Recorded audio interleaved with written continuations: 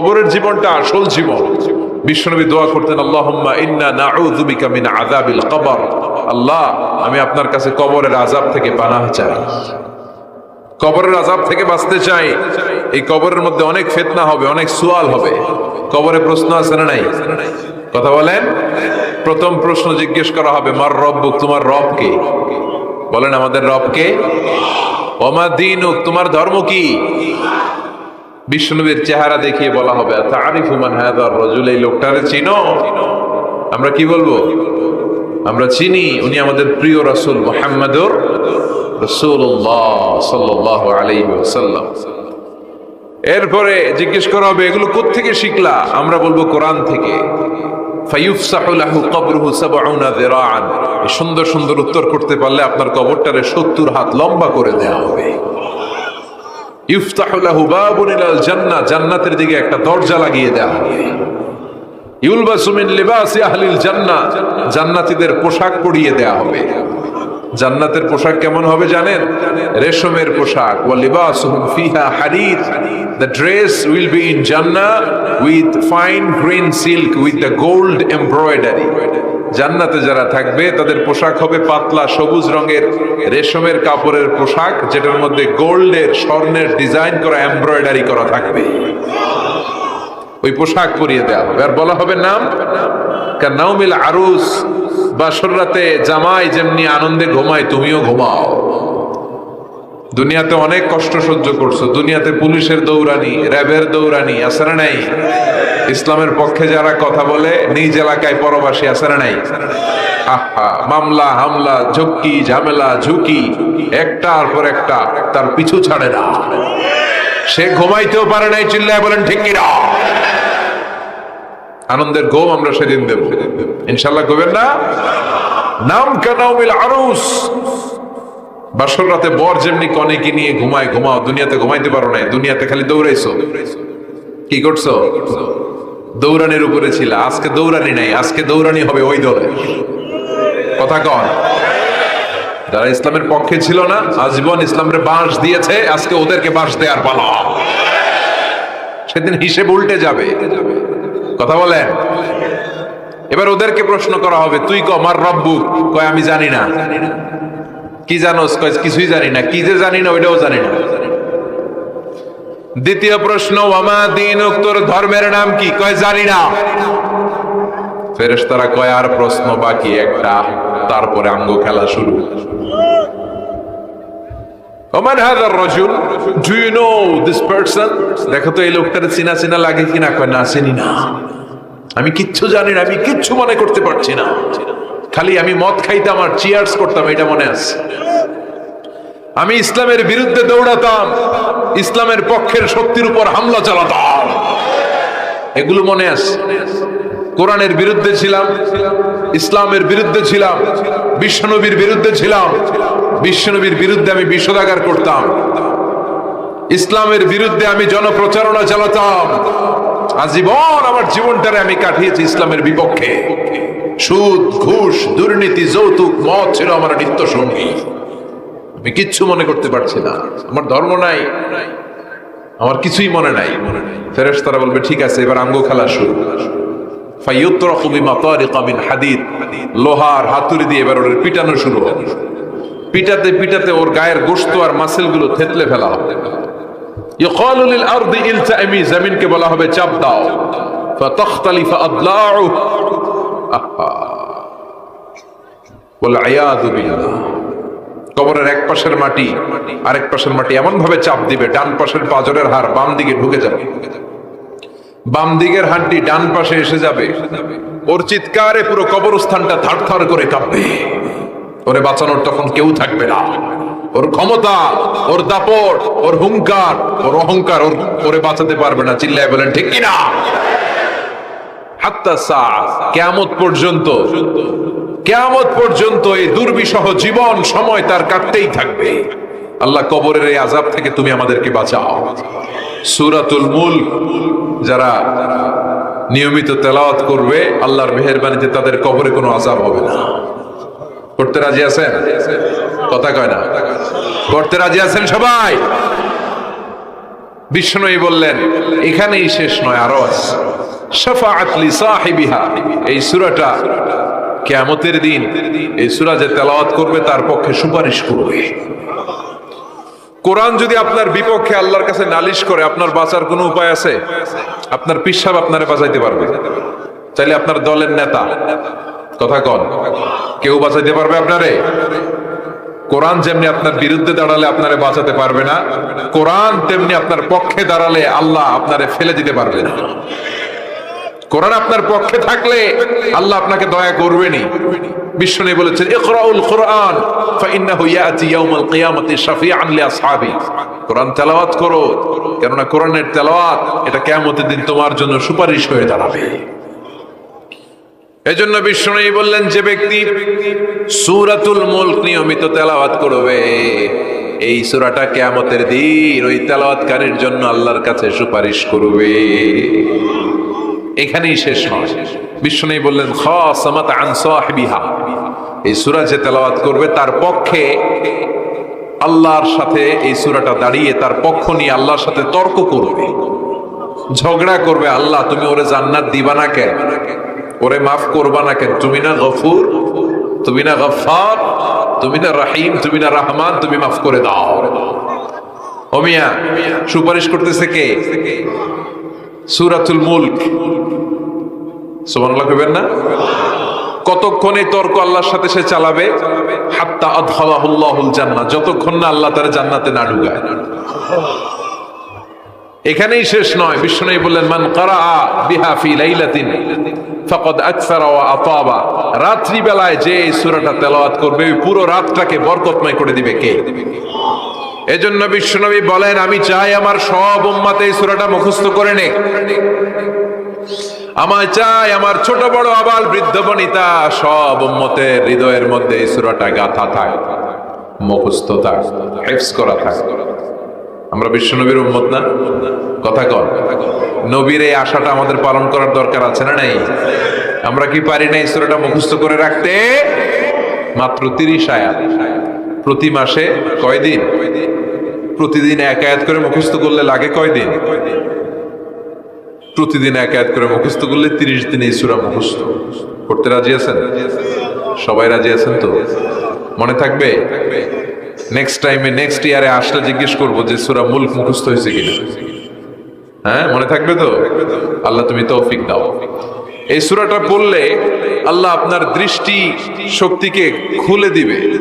আপনার চোখের সামনে কোনো পর্দা থাকলে পর্দাটা সরে যাবে, আপনি আল্লাহর মাহাত্ম্য বুঝতে পারবেন, আপনি আল্লাহরে চিনতে পারবেন, আপনি আল্লাহর অস্তিত্ব টের পাবেন। সুবহানাল্লাহ পড়েন। অনেকেই বলে যেটা দেখি না তা মানি না।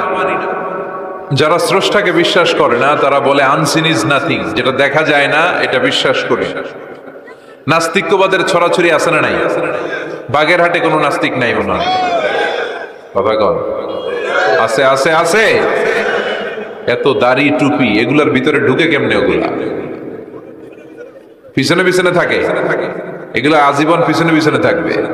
কথা বলে ইয়াং যুবক যারা আছে তোমরা একটা বই পড়বে, প্যারাডক্সিক্যাল সাজিদ, একটা বই আছে বাজারে, নাস্তিকদের বিভিন্ন প্রশ্নের জবাব। এই বইয়ের লেখক খুব ভালো করে ওই বইতে তিনি তুলে ধরেছেন। লেখকের নাম আরিফ আজাদ। এটা পড়লে শিক্ষিত যারা তাদের মনের মধ্যে এই ঘুরপাক করা প্রশ্নগুলোর উত্তর তারা পেয়ে যাবে। বইয়ের নাম প্যারাডক্সিক্যাল সাজিদ, আরিফ আজাদের লেখা। তো তার পাশাপাশি এই সূরাটা পড়লেও আমরা জানতে পারবো, কারণ এই সূরাটা হচ্ছে দি সূরা is an eye opener for us all, আমাদের সবার চোখ খুলে দিবে এই সূরাটা। আমাদের ঘুমন্ত বিবেককে জাগিয়ে তুলবে এই সূরাটা। যারা বলে যে স্রষ্টাকে দেখা যায় না তাদের জন্য এই সূরাটা একটা মেডিসিন। আল্লাহ কেমন যেন এই সূরায় বলতে চায় ওপেন ইউর আই, তুমি তোমার চোখ খোলো না একটু, you must find your God, তুমি তোমার আল্লাহরে খুঁজে পাবা। আপনি আকাশের দিকে তাকান, বাতাসের দিকে তাকান, জমিনের দিকে তাকান, আল্লাহরে খুঁজে পাবেন। সাইয়েদনা ইব্রাহিম তারার দিকে তাকালেন, বললেন মনে হয় এটাই আমার রব। পরে দেখে তারা নাই, কয় না না, আমার রব তো আমার ছেড়ে চলে যেতে পারে না। সাইয়েদনা ইব্রাহিম চাঁদ দেখলেন, পূর্ণিমার চাঁদ দেখে ভাবলেন তাহলে এটা তো তারার চেয়েও বড়, মনে হয় এটা আমার রব। পরে দেখলেন চাঁদও নাই। সাইয়েদনা ইব্রাহিম কয় আমিও আপনার লগে নাই। এরপরে সূর্য উঠলো, গগন বিদারী সূর্য পুরো জমিনটারে আলোকিত করে ফেললো। উনি বললেন হাদা আকবার, সূর্য অনেক বড়, তাহলে এটা আমার রব। পরে বিকেল বেলা যখন সূর্য ডুবে যায়, সাইয়েদনা ইব্রাহিম কয় না, আমার রব তো আমার ছেড়ে কোথাও চলে যেতে পারে। তখন তিনি চিন্তা গবেষণার মধ্য দিয়ে মহাসত্যের খোঁজ পেলেন। সুবহানাল্লাহ পড়েন। মহাসত্য হচ্ছেন একজন, চিৎকার করে বলতে হবে তিনি কে? সে আল্লাহ বলে, গোলাম, আমার অস্তিত্ব অনুভব করার জন্য তোমাকে ডজন ডজন বই পড়া লাগবে না, ডক্টরের ডিগ্রি লাগবে না। তুমি আমার সৃষ্টি করা এই বসুন্ধরার দিকে তাকাও, এই গাছপালা নেয়ামত রাজির দিকে নজর বুলিয়ে তাকাও। তুমি সাগর দেখো, তুমি পাহাড় দেখো, তুমি ঝর্ণা দেখো, ঝর্ণার কলকলো আওয়াজের ভেতরে আমি আল্লাহরে খুঁজে পাবা। কথা কন, ঝর্ণা দেখছেন কেউ কোনোদিন? বাগেরহাটে আছে? কোথায় যেয়ে দেখছেন? সিলেটে, হিমছড়িতে। আহা, ঝর্ণার সামনে দাঁড়ালে বোঝাই যায় একজন এটাকে নিয়ন্ত্রণ করছে, একজন আছে, একজন থাকা লাগবে, একজন থাকা চাই, যাকে ছাড়া মহাবিশ্ব এত সুন্দরভাবে চলতে পারে না। সাগরের দিকে তাকান। কক্সবাজারে গেছেন আপনারা? আহা, কি ক্ষুদ্র আমি, কি তুচ্ছ আমি, কি নগণ্য আমি। যখন আমার অলমোস্ট প্রতি সপ্তাহে কক্সবাজারে ফ্লাইট থাকে, আমার কক্সবাজারে অনেক প্রোগ্রাম থাকলে আমি বিকেলে আগে সাগরের সামনে চলে যাই, নিজে যে কত ছোট এটা দেখার জন্য। বঙ্গোপসাগরের সামনে দাঁড়ালে আয়রে নিজের কি ইয়াতিম লাগে, কি ছোট্ট আমি, কি সাগরের তর্জন গর্জন। হিমছড়িতে যখন যাই, সিলেটের মাধবকুণ্ডে যখন যাই, মালয়েশিয়াতে মাঝে মাঝে যাই, ক্যামেরন হাইল্যান্ডে কিছু ওয়াটারফল আছে। আল্লাহু আকবার, এই ঝর্ণার আওয়াজের মধ্যে মনে হয় যেন আল্লাহর জিকির শোনা যায়, ঠিক কিনা? ঝর্ণা ঝর্ণা ঝর্ণা রে, বলনা বলনা বলনা রে, কার বিরহে পাগল পড়া তুই, কার মিলনে ফুল ফসলে ভরার তোর দুকুল বই, কার মিলনে ফুল ফসলে ভরার তোর দুকুল বই। ঝর্ণা ঝর্ণা ঝর্ণা রে, বলনা বলনা বলনা রে, কার বিরহে পাগল পড়া তুই। সুবহানাল্লাহ পড়ে। ঝর্ণার দিকে তাকালে, আকাশের দিকে তাকালে, বাতাসের দিকে তাকালে আকাশের রব আল্লাহর অস্তিত্ব সেইখানে আছে না নাই? চিল্লায় বলেন আছে না নাই? এই জন্য নাস্তিকদের যুক্তিগুলো খোড়া যুক্তি। তারা বলে আনসিন ইজ নাথিং, যেটা দেখি না ওইটা মানি না। এরকম কিছু গাধা আছে না নাই? হাদারাম, উল্লুক্কা পাঠা, যেটা দেখি না ওইটা মানি না। আচ্ছা বলেন তো, আমরা কোনোদিন আমেরিকা দেখছি সরাসরি? কথা কয় না। টিভিতে দেখছি, বইতে দেখছি আমেরিকার ছবি, কিন্তু সরাসরি এটা আমেরিকা দেখছি? তাই বলে আমরা আমেরিকা মানি না? কথা বলেন। নাস্তিক যারা কথা বলে এরা বাতাস দেখতে পায়? উত্তর দেন, বাতাস দেখা যায়? তো নাস্তিকের যারা দল, নাস্তিকের গোষ্ঠী, ওরা কি বাতাসকে মানে না? Why do you believe on that? Why do you believe on air in the atmosphere? বায়ুমণ্ডলে যে বাতাস আছে এটা কেন মানো? বাতাস তো দেখো। কে কারো যখন মাইগ্রেনের পেইন হয় মাথায়, আমার প্রচন্ড ব্যথা, আপনারা কি দেখতে পাচ্ছেন ব্যথাটা? কিন্তু মাথায় যে ব্যথা হয় এটা আপনারা মানেন না, নাস্তিকেরা মানে না। তাহলে ওদের যুক্তির কোনো গ্রাউন্ড আছে? কোনো গ্রাউন্ড নাই।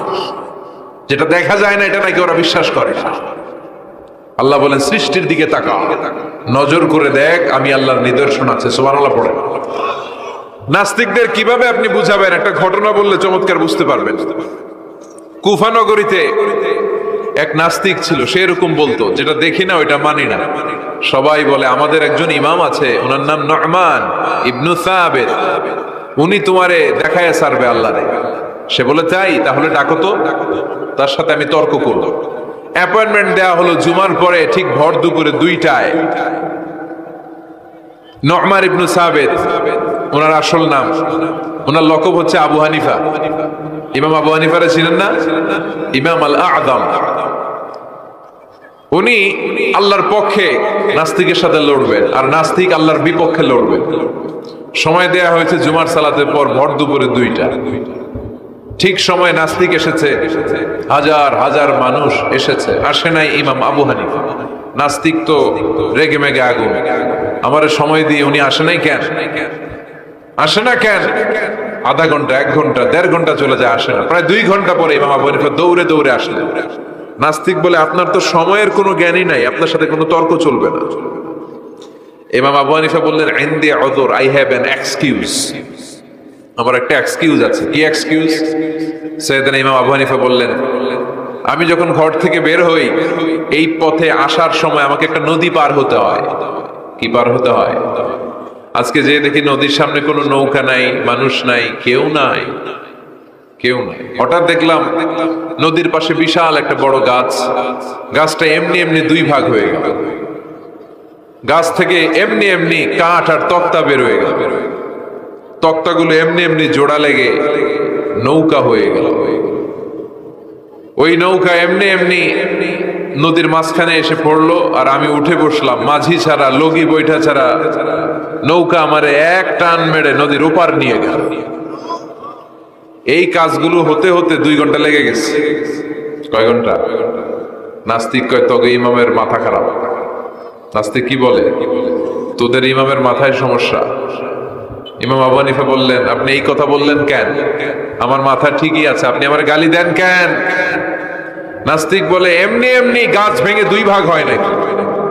এমনি এমনি করাত ছাড়া গাছ কেটে তক্তা বানানো যায় নাকি? এমনি এমনি মিস্ত্রি ছাড়া তক্তা লাগিয়ে নৌকা হয়? এমনি এমনি মাঝি ছাড়া নৌকা চলে নাকি? সাইয়েদনা ইমাম আবু হানিফা বললেন, এই তো আপনি লাইনে চলে আসছেন, এখন আপনারে বুঝাইতে খুব সুবিধা হবে। এমনি এমনি নৌকা হয় না, তক্তা হয় না, এমনি এমনি গাছ কেটে 2 ভাগ হয় না, তাহলে আকাশটা কেমন করে এমনি এমনি হলো? এই জমিনটা কেমন করে এমনি এমনি হলো? দ্বিপ্রহরের জলজলের সূর্যটা কেমন করে প্রতিদিন দিনক্ষণ টাইম ঠিক করে সকালে পূর্ব দিক থেকে উঠে পশ্চিম দিকে ডুবে যায়? কেমন করে আকাশ থেকে বৃষ্টি নামে এমনি এমনি? কেউ যদি এটা না করে এমনি এমনি কেমন করে পৃথিবী সৃষ্টি হয়? নাস্তিকের ঘুমন্ত বিবেক এবার জাগ্রত হয়েছে, এবার সে চোখ মেলে তাকিয়েছে। সেজন্য এই পৃথিবীতে এখন নতুন এসেছে, সে নতুন করে আবার পৃথিবী দেখতে লাগলো। তাই তো? সুবহানাল্লাহ কইবেন না? তাই তো? এমনি এমনি তো কিছু হতে পারে না। There should be someone who is controlling everything. একজনকে থাকাই লাগবে যিনি মহাবিশ্ব নিয়ন্ত্রণ করছে। চিল্লায় বলেন, তিনি কে? নাস্তিক অবাক, তাই তো, আসলেই তো আমি একটা বোকা, আসলে আমি হাদারাম, আমি তো এইভাবে কখনো ভাবি নাই। ও ইমাম, আপনাকে শুকরিয়া, আপনার হাত দেন, আপনার হাতে চুমু খাই, আপনার হাতে হাত রেখে আমি শাহাদা বাক্য পাঠ করতে চাই, আপনি আমারে পড়িয়ে দেন লা ইলাহা ইল্লাল্লাহ মুহাম্মাদুর রাসূলুল্লাহ। কালিমা পড়ে মুসলমান হয়ে গেলেন। আল্লাহু আকবার। এজন্য নাস্তিকদের সাথে ওয়াজাদিলহুম বিল্লাতি হিয়া আহসান, হিকমতের সাথে কথা বলতে হবে। প্রজ্ঞার সাথে যদি আপনি একটা ভ্যালিড গ্রাউন্ড উপস্থাপন করতে পারেন, নাস্তিকরা আপনার সামনে দাঁড়াতে পারবে না। চিল্লায় বলেন ঠিক কিনা? এই নাস্তিকদের জন্য অনেক দিক নির্দেশনা, ডোজ, মেডিসিন আল্লাহ সূরার ভেতরে দিয়েছেন। সূরাটার নাম সবাই বলতে হবে। সবাই বলেন, সবাই কইছেন? সূরার নাম সূরা মুলক। চিল্লায় বলেন কি নাম? সূরাতুল মুলক। আল্লাহ শুরু করছেন, তাবারাকাল্লাযী বিয়াদিহিল মুলকু ওয়া হুয়া আলা কুল্লি শাইইন কাদির। সুবহান সেই সত্তা যার হাতে ক্ষমতা, আর তিনি সব বিষয়ের উপরে ক্ষমতাবান। পড়েন সুবহানাল্লাহ। তাবারাকাল্লাযী, সুবহান সেই সত্তা, বিয়াদিহিল মুলকু, যার হাতে সব ক্ষমতা, ওয়া হুয়া, আর তিনি, আলা কুল্লি শাইইন কাদির, সব বিষয়ে ক্ষমতাবান। তিনি কে? বিয়াদিহিল মুলকু, তার হাতে ক্ষমতা। চিল্লায় বলেন তো কার হাতে? নাকি আপনাদের হাতে? মাননীয় প্রধানমন্ত্রীর হাতে? আস্তে আস্তে যাও, তুমি তো পুরো মাইক নাড়ায় ফেলতেছো। ক্ষমতা কার হাতে? নাকি প্রধানমন্ত্রীর হাতে? র্যাবের প্রধানের হাতে? পুলিশ প্রধান ডোনাল্ড ট্রাম্পের হাতে? ভ্লাদিমির পুতিনের হাতে? নরেন্দ্র মোদীর হাতে? কার হাতে?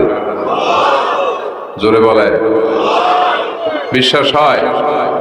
কিন্তু আমরা কিন্তু প্রায়শই বলি সকল ক্ষমতার উৎস জনগণ। এভাবে রাষ্ট্রীয়ভাবে কিছু কুফরি আমাদেরকে শিক্ষা দেওয়া হয়। চিল্লা এখন ঠিক কিনা? এটা রাষ্ট্রীয় কুফরি। সকল ক্ষমতার উৎস জনগণ নয়, সকল ক্ষমতার উৎস একজন। চিল্লায় বলেন তিনি কে? আপনি নিজের একটু নিজের জিজ্ঞেস করেন তো যে আপনার ক্যাপাসিটি কতটুকু? আমার ক্যাপাসিটি আসলে কতটুকু? আমি আসলে কদ্দূর করতে পারি? কদ্দূর ক্ষমতা আমার আছে? একটু জিজ্ঞেস করে দেখেন। ডায়রিয়া যাদের হয় 5 বার 7 বার 10 বার যদি টয়লেটে যাওয়া লাগে, ওর চেহারার দিকে আর তাকানো যায়?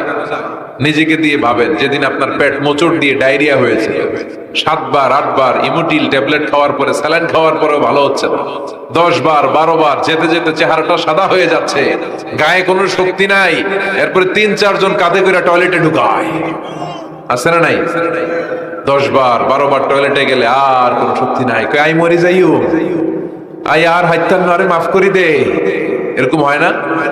তখন ভয় লাগে, মনে হয় যে আমি আসলেই মরে যাবো, সবার কাছে বিদায় নেয়, আমারে মাফ করে দাও, আমি হয়তো বাঁচবো না। কত লিমিটেড পাওয়ার আমাদের, কত দুর্বল। 5 বার টয়লেটে গেলে চেহারার দিকে তাকানো যায় না, চেহারা বেশকি মেরে থাকে এমনি। সে নাকি ক্ষমতার মালিক। আল্লাহ বলেন ওয়াখলিকাল ইনসানু দাঈফা, তোদেরকে আমি দুর্বল করে বানিয়েছি। শুধু আমরাই দুর্বল না, আমি দুর্বল, আমার বাপ দুর্বল, আমার দাদা দুর্বল, আমার 14 গোষ্ঠী দুর্বল। আমরা দুর্বলের ঘরের দুর্বল। সবল হচ্ছে একজন, তিনি কে? এজন্য সকল ক্ষমতার উৎস কোন দৃষ্টিতে, কোন যুক্তিতেই টিকে না যে সকল ক্ষমতার উৎস নাকি মানুষ। এই কথাটা যুক্তির আলোকে টিকে? সকল ক্ষমতার উৎস কে? কি ক্ষমতা আছে আমাদের? কোনো ক্ষমতাই নাই। আজকে কেউ যদি পেছন থেকে চিৎকার দিয়ে বলে হুজুর প্যান্ডেলে সাপ, মজা করে বলছে, এতে অনেকে খুঁজতেছে কই সাপ, কই সাপ। দেখছেন ক্ষমতার মালিক নাকি আমরা? আর আসলে যদি 3-4টা সাপ ফস করে এদিক দিয়ে ফানা তুলতো, black mamba, king cobra, python, হ্যাঁ, এই সাপগুলো যদি ফস করে এখানে ঢুকতো, আপনাদেরকে খুঁজে পাওয়া যেত? এতক্ষণ স্লোগান চলে, এখন দৌড়। আছে না নাই? সাপ বাদ দেন, ভাউয়া ব্যাং চিনেন? অথবা কোলা ব্যাং? বাগেরহাটে কি বলে, কি করে? খালি লাফায়। 10টা ভাউয়া ব্যাং, 2টা স্টেজে আর 8টা প্যান্ডেল ছেড়ে দেওয়া হলো, অবস্থাটা কি হবে জানেন? ভাউয়া ব্যাং আর কি লাভ দিবে? এর চেয়ে বড় লাভ দিবেন আপনারা, এর চেয়ে বড় লাফাইতে লাফাইতে আমরা ভাগবো। এই হচ্ছে আমাদের অবস্থা। নিজেকে একটু জিজ্ঞেস করেন যে how much capacity I belong, কতটুকু ক্ষমতা আমার আছে। আহা, মাঝে মাঝে বাসে যখন আমরা চড়ি, পেশাব চাপে না? কথা বুঝতেছে না বোধহয়। আমরা বাসে করে সফরে যাচ্ছি, পেশাব চাপে না? চাপে। ড্রাইভাররে অনুরোধ করার পরে ড্রাইভার বলে এই বাসের নিয়ম হচ্ছে ঢাকা টু কক্সবাজারে থামবে একবার। কয়বার? আরো 20 কিলোমিটার পরে ওইখানে থামানো হবে। ওই বেটার যান যায় যায় পেশাবের চাপে। এরকম পরিস্থিতিতে আমরাও জীবনে কালে ভদ্রে 2-1 বার পড়েছি কিনা? ওই সময়ের কথাটা একটু খেয়াল করেন যে আপনার কি অবস্থা হয়েছিল তখন। সে নাকি ক্ষমতার মালিক, সে নাকি সকল ক্ষমতার উৎস, যার 10 মিনিটের পেশাব আটকে রাখার ক্ষমতা তার থাকে না। এজন্য মানুষ কখনো ক্ষমতার উৎস হতে পারে না। চিৎকার করে বলতে হবে সকল ক্ষমতার উৎস কে? কি দুর্বল! মশা কামড়াইলে মশারে ধরতে পারি না, মারতে পারি না, দৌড়। মশা ওইরা কই চলে যায় খুঁজেও পাই না। কুত্তা এম করে কামড়াইলে আমরা কুত্তারে কামড়াইতেও পারি না। কথা বলেন, অসহায় হয়ে তাকিয়ে থাকি। আহা, কি দুর্বল আমরা, কি দুর্বল! কোনো ক্ষমতা নাই। তুফান, ঝড়, জলোচ্ছ্বাস, ভূমিকম্প হলে টের পাওয়া যায় আমরা কত দুর্বল। বাগেরহাটে মনে ভূমিকম্প হয় না? হয়। আহা, মাঝে মাঝে মাঝরাতে 3টায় 4টায় ভূমিকম্প হয় না? লোকজন দৌড়, কেউ লুঙ্গি সহ দৌড়, কেউ লুঙ্গি থুইয়া দৌড়, কারণ আগে যান বাঁচাতে হবে, এটা ফরজ। কি বিপদে আমরা পড়ে যাই! দৌড়। দুধের বাচ্চাটা পড়ে থাকে, ওরে কোলে নিয়ে দৌড় দিব, নাকি স্ত্রীকে ডাকবো, নাকি ভাড়াটিয়াদেরকে উঠাবো, নাকি ছাদ থেকে নিজেই লাফ দেব? ভূমিকম্প যখন শুরু হয়, আমেরিকা যখন ভূমিকম্প শুরু হয়, ডোনাল্ড ট্রাম্প যে বিল্ডিং এ থাকে, ডোনাল্ড ট্রাম্প মনে হয় দৌড় দেন। কথা বলেন। আমাদের প্রধানমন্ত্রী যে বিল্ডিং এ থাকে, ওই বিল্ডিং এ যদি ভূমিকম্প হয়, কথা কন। আমি কই নাই কিন্তু, আপনারা কইছেন দৌড়। বাঁচার জন্য দৌড় দিতে হয়। আমি একটা ভিডিও দেখেছি, একটা টেলিভিশন প্রোগ্রামে, লাইভ প্রোগ্রাম চলছিল, সরাসরি সম্প্রচার। লাইভ বুঝেন? সরাসরি সম্প্রচারের প্রোগ্রাম। তো তো লাইভ প্রোগ্রাম, উপস্থাপক বসে আছে এদিকে, এদিকে অতিথিরা। ইন দ্য মিন টাইম শুরু হয়েছে ভূমিকম্প। উপস্থাপক মাইক থুইয়া দই, অতিথিরা ওঠে নাই, অতিথিরা বসে আছে, কারণ মেকআপ টেকআপ সব শেষ, ক্যামেরা রেডি। একটু পরে ভূমিকম্প আরো বেড়ে গেল, এবার অতিথিরাও দৌড়। কি অসহায়, কি দুর্বল। ভূমিকম্প যখন শুরু হয় মানুষগুলো খালি দৌড়ায়, খোলা মাঠে যেতে চায়। বিল্ডিং টাওয়ার গুলো যেন গায়ের উপর থপাস করে না পড়ে বাঁচতে চায়। কি চায়? বাঁচতে চায়। যার বাঁচার জন্য লড়াই, ও নাকি ক্ষমতার মালিক। এটা বিশ্বাস করবে কেউ? কক্সবাজারে যখন তুফান শুরু হয়, জলোচ্ছ্বাস শুরু হয়, ওখানে একটা দ্বীপ আছে, পাহাড়ি দ্বীপ, নাম মহেশখালী। ওইখানে বৌদ্ধদের স্বর্ণ মন্দির আছে। সেখানে যখন তুফান 30 ফিট 40 ফুটের জলোচ্ছ্বাস হয়, ওই বৌদ্ধ মন্দিরের বৌদ্ধগুলো নিচে নেমে জিকির করা শুরু করে দেয় আল্লাহ। কার জিকির করে? কারণ ওরা খুব ভালো করেই জানে যে গৌতম বুদ্ধ আমাদের বাঁচাতে পারে না, বাঁচাতে পারে একজন। চিল্লায় বলেন, যিনি কে? এই জন্য বিপদে পড়লে টের পাওয়া যায় যে আমরা কত দুর্বল। আমি গত পরশু ঢাকা থেকে এসেছি। আমার প্রোগ্রাম ছিল সাতক্ষীরায়। ঢাকা থেকে যশোর নভোয়ারে করে এসেছি। তো সেখানে যারা বিমানবালারা থাকে, তারা কেমন যেন প্যান্ট ট্যান্ট স্যুট টুট পরে আসে, নিজেদেরকে সাজিয়ে গুছিয়ে। এই বিমানবালাগুলো লিপস্টিক মেখে নিজেকে মেকআপ করে প্রদর্শন করে, কারণ তাদের সৌন্দর্যটাই হচ্ছে এখানে আসল জিনিস। সৌন্দর্য না থাকলে এদেরকে এয়ার হোস্টেস বানায় না। আমরা সিটে বসলাম, ইনস্ট্রাকশন দিল বিমানটা এখন টেক অফ করবে। ইন দ্য মিন টাইম এই মেয়েটা মাইক্রোফোন হাতে নিয়ে বলতে আরম্ভ করলো, ভদ্র মহিলা এবং ভদ্র মহোদয়গণ, আপনারা আপনাদের সিট বেল্ট গুলো বেঁধে নিন। এখনই আমাদের উড়োজাহাজটি শাহজালাল আন্তর্জাতিক বিমানবন্দর থেকে 14,000 ফিট উপর দিয়ে যশোর বিমানবন্দরে উদ্দেশ্যে ছুটবে। আল্লাহু আকবার, আল্লাহু আকবার, আল্লাহু আকবার। তো আমি ঘাড় ঘুরে তাকাইলাম, কি রে আল্লাহু আকবার পরে কেডা? পরে তাকাই দেখি ওই মেয়েই পড়তেছে, কাগজের মধ্যে লেখা। অবাক হলাম, যার চলাফেরা এরকম, বেশভূষা এরকম, এই মেয়েটা এখন আল্লাহু আকবার, আল্লাহু আকবার, আল্লাহু আকবার পড়ছে। আর পড়ছে শুদ্ধ অশুদ্ধ মিলিয়ে, সুবহানাল্লাযী সাখখারা লানা হাযা ওয়া মা কুন্না লাহু মুকরিনিন। আমি মিলাতে পারলাম না যে আল্লাহু আকবার পড়ে কেন। পরক্ষণে আমি বুঝলাম যে এইমাত্র বিমানটা গ্রাউন্ড ছেড়ে দিয়ে 14,000 ফিট উপরে উঠে যাবে। ওদের সবার খুব ভালো করেই জানা, ওই 14,000 ফিট উপরে আকাশের মাঝে আমাদেরকে বাঁচানোর কেউ নাই। কেউ আমাদেরকে, পুলিশ আমারে বাঁচাতে পারবে না, এয়ারলাইন্সের ম্যানেজার আমারে বাঁচাতে পারবে না, কোন সিকিউরিটি আমারে বাঁচাতে পারবে না, ফায়ার সার্ভিসের ওরা আমাকে বাঁচাতে পারবে না। ওই 14,000 ফিট উপর থেকে আমারে বাঁচাতে পারে একজন। চিল্লায় বলেন, যিনি কে? খুব ভালো করে জানে, হিসাবটা খুব সহজ। এজন্য ওঠার আগে আল্লাহু আকবার লাগে, আর নিচে নামলেই দুম্মা চলে দুম। আছে না নাই? নিচে নামলেই কুছ কুছ হোতা হ্যায়। কথা বলেন, বিমান থেকে নামলেই কুছ কুছ হোতা হ্যায়, আর বিমানে ওঠার সময় আল্লাহু আকবার, আল্লাহু আকবার। কি অবস্থা আমাদের, কতটুকু ক্ষমতার মালিক। আসলে আমাদেরকে আল্লাহ তেমন কোনো ক্ষমতাই দেয় নাই। ক্ষমতার মালিককে সে আল্লাহ বলছেন, তাবারাকাল্লাযী বিয়াদিহিল মুলকু ওয়া হুয়া আলা কুল্লি শাইইন কাদির। সুবহান সেই সত্তা যার হাতে ক্ষমতা। চিল্লায় বলেন, ক্ষমতা কার হাতে? তিনি আজীবন ধরে ক্ষমতার চেয়ারে আসীন। তার ক্ষমতার চেয়ার কেউ কেড়ে নিতে পারবে না। কথা বলেন, কথা কানাকে।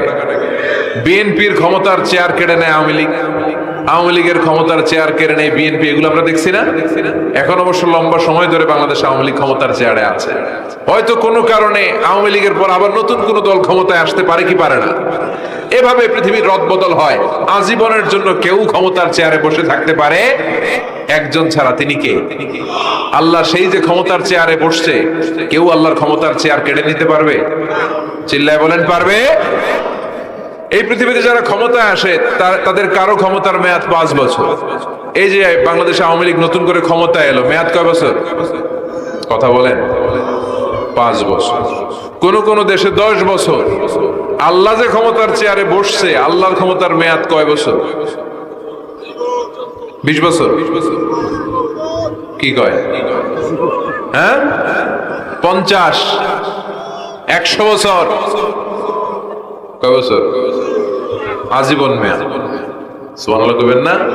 হুয়াল আউয়াল ওয়াল আখির ওয়াল যাহির ওয়াল বাতিন ওয়া হুয়া বিকুল্লি শাইইন আলীম। আল্লাহ বলে আমি প্রথম, আমি শেষ, আমি গোপন, আমি প্রকাশ্য। আমি চিরকালের জন্য ক্ষমতার চেয়ারে বসেছি, কোনোদিন এই চেয়ার আমি ছাড়বো না। ঠিক কি না? উনি আজীবন ক্ষমতার মালিক, উনি শুরু থেকে আছেন, শেষ পর্যন্ত থাকবেন। সুবহানাল্লাহ পড়ে। আমার কথা কি বোঝা যাচ্ছে? বুঝতে পারতেছেন?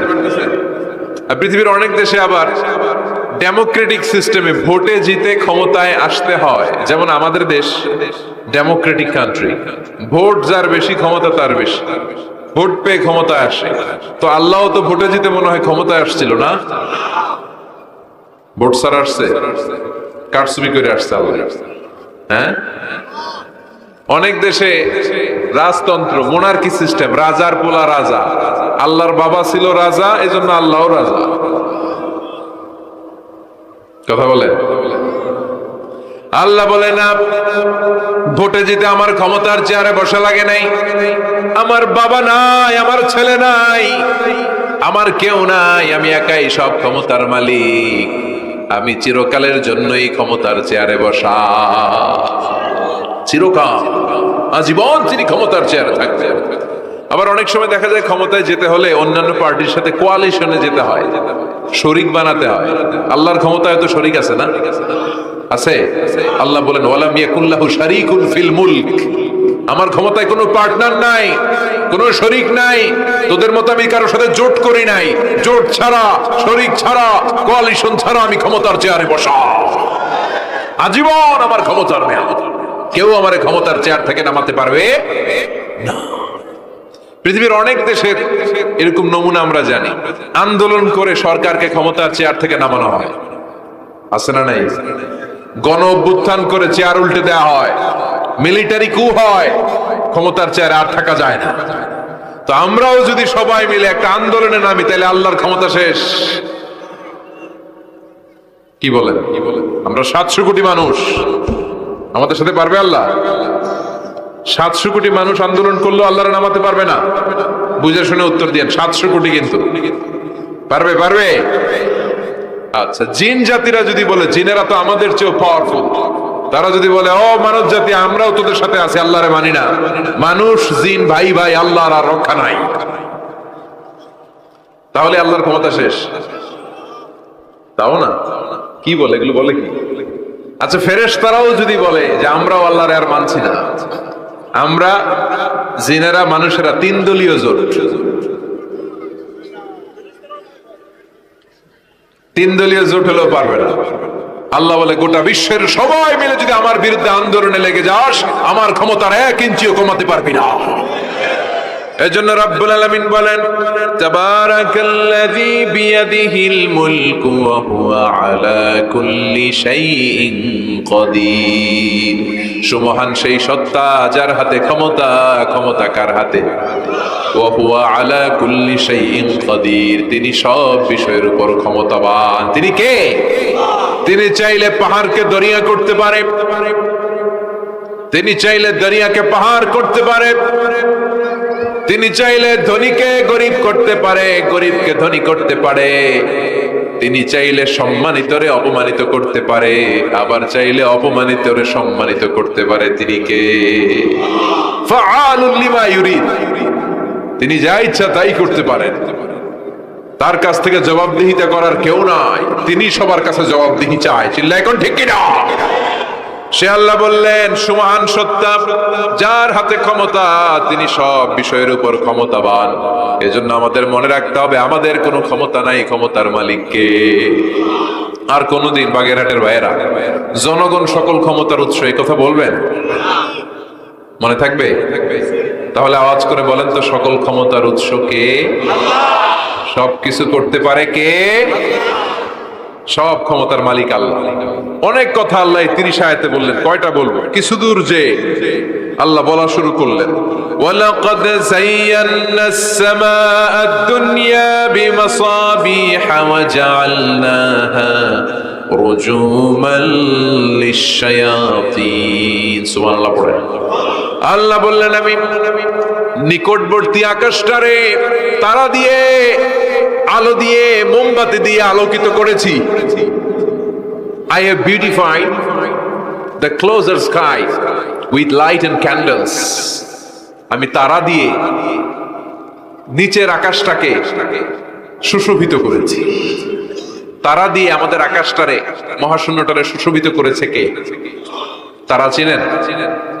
চিনেন না? খালি আকাশের দিকে রাতে তাকালে কি দেখা যায়? তারা। রাতের বেলা তারার বেলা। এখন তো লাইটিং ফাইটিং এর যুগ, তারা চিনা যায় না। আগের লোকেরা তারা না দেখে কিছু করতে পারতো না। আগের মুরব্বীরা তারা দেখলেই বুঝতো কয়টা বাজে, ঘড়ি লাগতো না। আগের নাবিকেরা তারা দেখে তারা রাত কয়টা বাজে নির্ধারণ করে ফেলতো। সুবহানাল্লাহ পড়েন। কত ধরনের তারা আছে। শুক তারা নাম শুনছেন? ধ্রুব তারা শুনেছেন? সপ্তর্ষি মণ্ডল একটা আছে। অনেকে তারা চিনে না। গুটি গুটি গুটি গুটি 7টা তারা একসাথে দেখবেন, এটার বলে সপ্তর্ষি মণ্ডল। আল্লাহ বলে এই তারা দিয়ে আমি আকাশটারে সুশোভিত করেছি। এই তারাগুলো কিন্তু প্রথম আকাশে না, এই তারাগুলো প্রথম আকাশের মহাশূন্যে অবস্থিত। আমরা খালি চোখে যা দেখি এটা আকাশ নয়, এটা মহাশূন্য। এটা কি? বাগেরহাটের ভাইরা উত্তর করেন, এটা কি? এই মহাশূন্যের অনেক অনেক অনেক অনেক অনেক উপরে আকাশ। ওই আকাশ যে কত উপরে এটা নাসার বিজ্ঞানীরাও জানে না। শুরুতে আমরা দেখতে পাই প্রথম আকাশের মহাশূন্য, এর অনেক উপরে প্রথম আকাশ। তারপরে শুরু হয় দ্বিতীয় আকাশের মহাশূন্য, তার অনেক উপরে দ্বিতীয় আকাশ। তারপরে তৃতীয় আকাশের মহাশূন্য, তারপরে তৃতীয় আকাশ। এভাবে একটার চেয়ে আরেকটা বড়, একটার চেয়ে আরেকটা বড়। দ্বিতীয় আকাশের তুলনায় প্রথম আকাশটা কত ছোট শুনতে চান? আপনার হাতের আংটিটা যদি আপনি সাহারা মরুভূমিতে ছুঁড়ে ফেলে দেন, পৃথিবীর সবচেয়ে বড় মরুভূমির নাম কি জানেন? সাহারা মরুভূমি। এই সাহারা মরুভূমিতে আপনার হাতের আংটি ছুঁড়ে ফেলে দিলে পুরো মরুভূমির তুলনায় আপনার হাতের আংটি যত ছোট, আল্লাহর দ্বিতীয় আকাশের তুলনায় আল্লাহর প্রথম আকাশটা ঠিক তত ছোট। একটার চেয়ে একটা বড়। তারপর আমরা নিজের বড় বড় করে দাবি করি। এই যে আজকের প্যান্ডেলে এত মানুষের সমারোহ হয়েছে, তাকালে মনে হয় না যে কত বিশাল জায়গা? কথা বলেন, বিশাল মনে হয় না? পিল জঙ্গ এইটার যদি এত বড় মনে হয়, তাহলে পিল জঙ্গটা কত বড়? হ্যাঁ, আরো। এইটার চেয়ে নিশ্চয়ই বাগেরহাট বড়। কথা কয় না? বাগেরহাটের চেয়ে নিশ্চয়ই পুরো বাংলাদেশটা বড়। বাগেরহাট হলো 64 জেলার এক জেলা। 64টা জেলা মিলে সুজলা সুফলা আমাদের এই বাংলাদেশ। বাংলাদেশ হচ্ছে পৃথিবীর সবচাইতে বড় দেশ। হ্যাঁ, এরা দেখি আমার সব কথার সাথে খালি দ্বিমত করে। বাংলাদেশ সবচেয়ে বড় দেশ না? কত ছোট জানেন? মানচিত্রে বাংলাদেশ লেখার জায়গাটাও আমরা পাই না। বাংলাদেশ এটা লিখতে গেলে BAN পরে ইন্ডিয়ার উপরে, GLA পরে বাংলাদেশের উপরে, আবার DESH পরে আবার ইন্ডিয়ার উপরে। আমাদের বাংলাদেশটা এত ছোট, বাংলাদেশ লেখার জায়গাটাও মানচিত্রে আমাদের জন্য নাই। এত ছোট দেশ, এত ছোট। ইন্ডিয়া প্রায় 20-25 গুণ বড় আমাদের চেয়ে। আমেরিকা, কানাডা শতগুণ বড়। রাশিয়া একটা দেশ আছে কয়েকশো গুণ বড়। এরকম 200টা বিশাল দেশ মিলে পৃথিবী, 200টা দেশ মিলে পৃথিবীর 30 ভাগ, বাকি 70 ভাগ শুধু পানি। বাকি 70 ভাগ কি? এই স্থল আর জল মিলে আমাদের পৃথিবী। তাহলে আজকের এই প্যান্ডেলের জায়গার তুলনায় পুরো পৃথিবীটা কত বড়? সুবহানাল্লাহ কইতে পারলেন না? তাহলে এই পৃথিবীটা আমাদের কাছে এখন পর্যন্ত যেটা আমরা আলোচনা করলাম বোঝা গেল অনেক বড়, এত বড় পৃথিবী। কিন্তু আমরা শুনতে পাই যে সূর্যটা আমরা দেখতে পাই দিনের বেলা, ওই সূর্যটা নাকি এই বিশাল পৃথিবীর চেয়ে 13 লক্ষ গুণ বড়।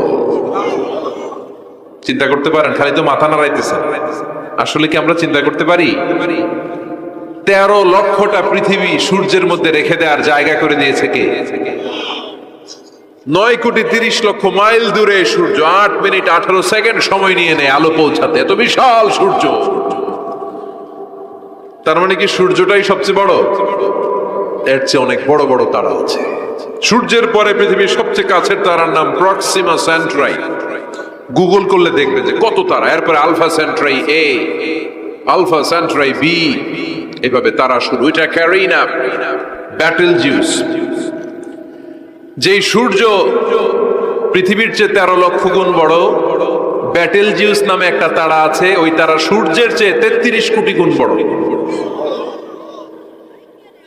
তার মানে কি ব্যাটেলজিউসই সবচেয়ে বড় তারা? না, এটা ছোট্ট সাইজের তারা। এইটার চেয়েও কত হাজার কোটি গুণ বড় তারা যে মহাশূন্যে আছে তার কোনো ইয়ত্তা আমাদের নাই। এরকম হাজার হাজার million trillion zillion pillion octillion তারা মিলে আমাদের এই গ্যালাক্সিটা গঠিত। আমাদের গ্যালাক্সির নাম মিল্কি ওয়ে। আমাদের গ্যালাক্সির নাম শুনছেন না? বিজ্ঞানে আমরা পড়ছি না? আমাদের গ্যালাক্সির নাম মিল্কি ওয়ে। আমাদের গ্যালাক্সির পরে আমাদের সবচেয়ে কাছের গ্যালাক্সির নাম অ্যান্ড্রোমেডা। কি নাম? আমাদের গ্যালাক্সি থেকে অ্যান্ড্রোমেডাতে পৌঁছতে 2.5 মিলিয়ন লাইট ইয়ার লেগে যাবে যদি লাইটের গতিতে আমরা ছুটি। 2.5 মিলিয়ন লাইট ইয়ার। 1 মিলিয়নে 10 লাখ, 2.5 মিলিয়নে 25 লক্ষ লাইট ইয়ার। এই পৃথিবীতে সবচেয়ে দ্রুতগামী যে জিনিসটার আবিষ্কার হয়েছে সেটার নাম আলো। সেটার নাম সবাই বলেন। আলো সবচেয়ে দ্রুত ছোটে। কত দ্রুত জানেন? 1 সেকেন্ডে 1,86,000 মাইল বেগে ছোটে। 1 ঘন্টায় না, 1 মিনিটে না, এক সেকেন্ডে ছুটে কত দূর? আরে 1 সেকেন্ড কইতে তো 2 সেকেন্ড লাগে। 1 সেকেন্ড এটা বলতে বলতে 2 সেকেন্ড লেগে যায়, কিন্তু 1 সেকেন্ডে নাকি সে 1,86,000 মাইল দূর চলে গেছে। এই আলোর গতি সম্পন্ন একটা রকেট যদি কেউ বানাতে পারে, যে রকেটটাও আলোর মতো সেকেন্ডে 1,86,000 মাইল বেগে ছুটবে, এরকম রকেট যদি বানানো যায়, তাহলে এই রকেট দিয়ে আমাদের গ্যালাক্সি থেকে আমাদের প্রতিবেশী গ্যালাক্সি অ্যান্ড্রোমেডাতে পৌঁছতে 25 লক্ষ বছর লেগে যাবে। সুবহানাল্লাহ। বাড়িতে যায় বলবেন সবাই, চিৎকার করে পড়েন আল্লাহু আকবার।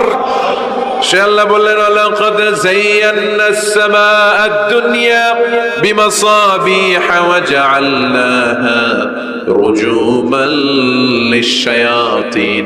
আমি তোমাদের জন্য দুনিয়ার আকাশটারে সুন্দর সুন্দর তারা দিয়ে সুশোভিত করেছি।